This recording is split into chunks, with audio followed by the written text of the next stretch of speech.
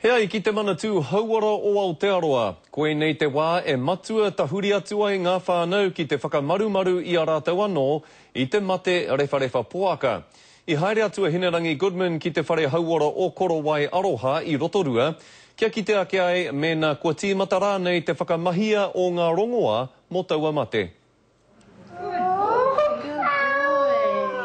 He au e mamae mo te oranga, mo tēnei ko hunga ko wirohia nei, ki te rongoa ārai I te mate rewharewa poaka H1N1.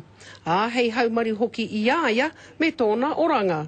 Kia kaua e pākinohia ki taua mate weriweri. Yes, stick it all over Mum's house.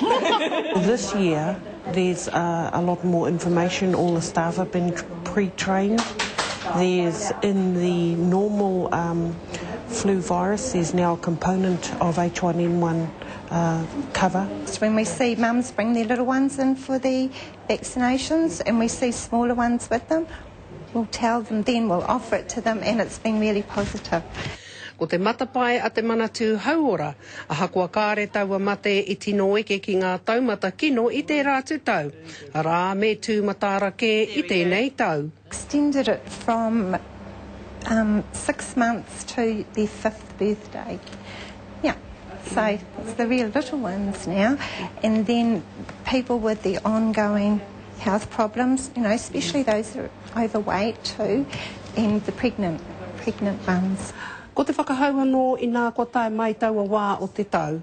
Arā, kia tere te haere mai ke rongoa hia koutou, mea koutou tamariki mokopuna, o tira te whānau whānui. There hasn't been a lot of advertising, I feel, for the 6 months to 5 year lot. Nā te mea kua takoto he huarahi haumaru, e tae ai te pakangātu ki te mate kuhu nei. Tērā pea e kore o na mati hao e whai taumata. Ko Hinerangi Goodman, mō te karere.